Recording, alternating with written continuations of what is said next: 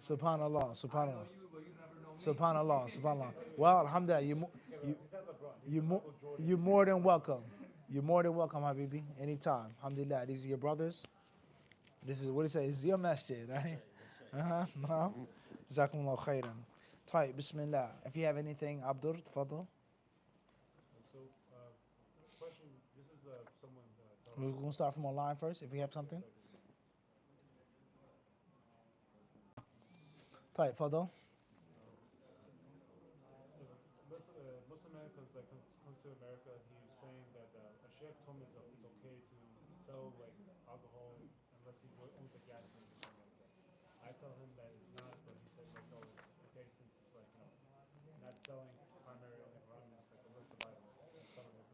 Understood.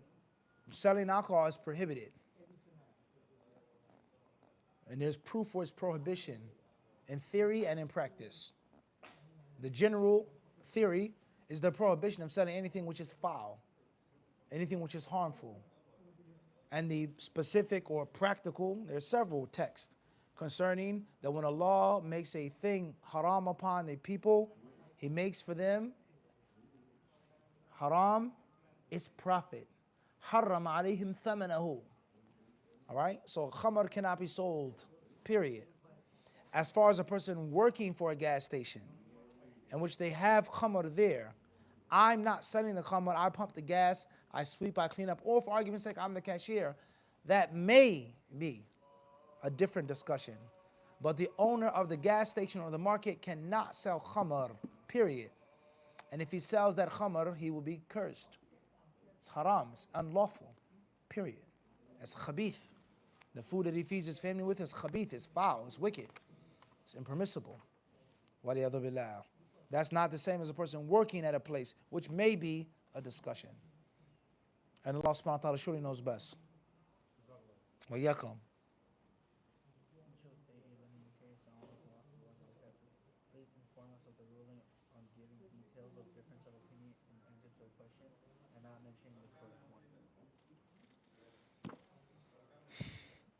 Please give us details concerning explaining different views, different schools of thought to the questioner without giving the correct opinion. While the question itself is broken and backwards.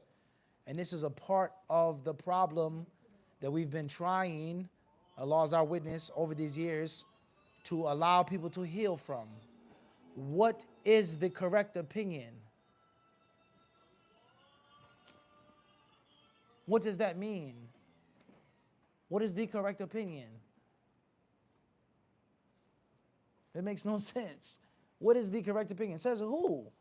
I'm Hanafi, he's Maliki. My correct opinion is not what? It makes no sense. This is what the scholars have said. Boom, boom, bang. This is the safest thing to do. If you asked me for my personal opinion, I would say this is the strongest. But there is no green light, red light, off switch. This is the correct opinion. Based off of who? Consensus? Then there's no difference of opinion. If it's consensus, all of the ulama unanimously agree, then there is no ikhtilaf. But the whole reason why there's ikhtilaf or khilaf is because some say potato and others say. So there is no what's the correct pronunciation. There is no one correct pronunciation. Everybody understand this? So that in itself is backwardsness. And there are many people who suffer from this backwardness. ما هو القول الراجح عندكم يا شيخ عندك. What is the strongest view to you? You can ask that question, yes. Give me the strongest opinion. Tell me what to do. But you can't just say Sheikh Fulan said it's the strongest opinion. Sheikh Uthaymeen says it's the strongest opinion. Atayib, well, Sheikh Ibn Baz? Or this one or that one, then what? And that is why we have this mess of my sheikh versus your sheikh. My madhab versus your madhab. That is the core of the disease. For him now, we get this or not? Okay? So can a mufti give a fatwa based off of something that he considers to be incorrect? That's a correct question. Al-ifta'u bil-marjuh, yani عند al-mufti. One who believes that it's incorrect to do this, but can he say some scholars allow it? Second question is, what is the ruling on mentioning different views without making your specific tarjih? But there is no one single correct opinion when there's ikhtilaf. Wallahu ta'ala alam. But Muawiyah, is it okay to take a side regarding Muawiyah radiallahu anhu and Ali radiallahu anhu, or should we not? Is it correct to take a side concerning Muawiyah and Ali? First and foremost is may Allah be pleased with them both. The Prophet ﷺ clearly said, woe to you Ammar, تقتلك الفئة الباغية. The aggressive party will kill you. It's text. But it matters not. They're both companions, Ali and Muawiyah, radiyallahu ta'ala anhuma. They both believed in the Prophet and they both accompanied the Prophet. Is one more virtuous of the other? One related to the Prophet? They're both Sahaba. It happened, it took place. What is the best thing that we can take from those battles that the companions fought? What lessons do we get from the battles that the companions fought, unfortunately?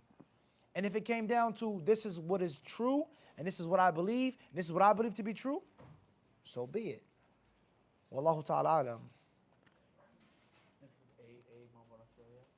There's a hadith regarding the Rasul telling the people in Medina, I see turmoil falling on your houses like rain. Does that mean it was unavoidable? What happened? كمواقع القطر.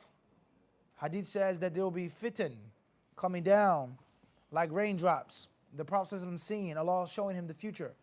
Does that mean that these different wars and these different fights and feuds and quarrels were unavoidable? It's all unavoidable because it's qadr. It's meant to be. Allah decreed for the companions to fight and for there to be bloodshed among them before the companions were brought into existence. There's no doubt about that. That was inevitable. But did the companions know that? That's a different story. And that's qadr. So whatever the Prophet ﷺ was shown by Allah, Allah showed him something. And he told the companions about it. What we say, prophesized. He told them, of course. Whether he told them about it or not. Of course it's inevitable. There's no question about that. But it is an excuse and a justification. And the Prophet ﷺ says, إِذَا الْتَقَى الْمُسْلِمَانِ بِسَيْفَيْهِمَا. When two swordsmen meet, فَالْقَاتِلُ وَالْمَقْتُولُ فِي النَّارِ. The slayer and the slain are both in the fire. It's prohibited to pick up your sword and aim it at a Muslim. So you're responsible for your actions. Post the action, it was meant to be. But it's not a justification pre-action. Wallahu ta'ala a'lam. Initials AM, Atlantic City, New Jersey. Is it possible for you to do a class or lecture on sex and quote unquote things that are permissible in the classroom? Say it one more time, please. Initials AM, Atlantic City, New Jersey. Is it possible for you to do a class or a lecture on sex and quote unquote things that are permissible in the classroom? In the classroom, I don't understand what they mean by a classroom. I assume he means this, At the end of the day, sex education is important inside and outside of Islam. No one with a sound mind or brain is going to deny that. With regards to hygiene, illnesses, infections, diseases, with regards to having a healthy sex life, which is a part of one's health, like sleeping, eating, exercising, having recreation, having a social, etc. It's all a spectrum of one's life. So that's important for everybody, Muslim and non-Muslim alike. As far as a Muslim, then as well that's important. Because a Muslim is a human being. And there are many verses in our hadith that talk about prohibited or permissible, encouraged or discouraged sexual acts. So if it's mentioned in the Quran and Sunnah, then it has to be important. And it has to be taught and explained. And that's why the Prophet ﷺ spoke on these different issues. We've done many lectures on this over the years. We've answered different questions. Alhamdulillah, we've had different people cut and paste and clip and make fun of us and mock us and try to make a ridicule of us. And I feel good. I'm proud to say that that's the best that you could do. Alhamdulillah. Out of thousands and thousands and thousands, countless hours of videos and classes, that's the best you could come up with? That was your best attempt to stop the bum rush? By putting something together, he says this, he's that, this sheikh is perverted about, mashallah, bravo alaik, wallahi. That's the best you could do. He can't recite this, he read this wrong, he quoted this bogus hadith, he's lying on Ibn Taymiyyah, he quoted Ibn Qayyim. That's, some real and you know, some jarring, you know, pokes. But that's the best you could do off of a question that's a real life question that somebody actually has and wants to be guided and wants to know what I can and cannot do in detail. So we've spoken this many, many times before. Please go back to those lectures and to those classes. There are several on the channel. And we talk about some of the basic etiquette of sexual intercourse in Islam, some of the do's and don'ts, some of the things that you can and cannot do as a Muslim. As far as a specific course or a specific, you know, package or something like that, maybe in the future, a summer camp or something like that is very important for man, woman, and child, especially if our children are being educated in these things in an un-Islamic manner and being over-sexualized and things are being promoted. You get off the subway, you see two men kissing, just like that.